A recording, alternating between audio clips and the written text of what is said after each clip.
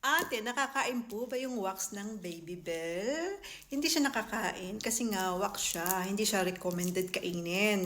Ito oh. Yan, pwede siyang ganyan no. Meron ako nakita na kinain yung wax ng Babybel. May wax siya. Try natin, gusto nyo.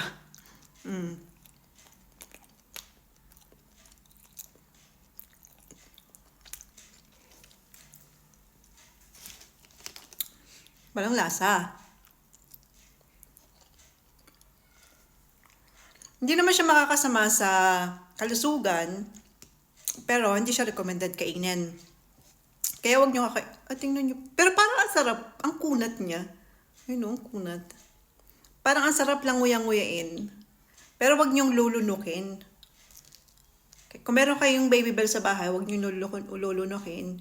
Kasi hindi siya recommended kainin. Pero parang ang sarap niya sa bibig. Pag nguyain lang, parang bubble gum. Ganyan.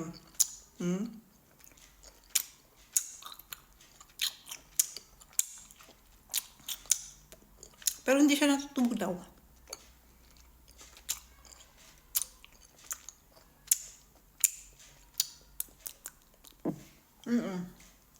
Huwag niyong kainin. Huwag niyo ring nguyain.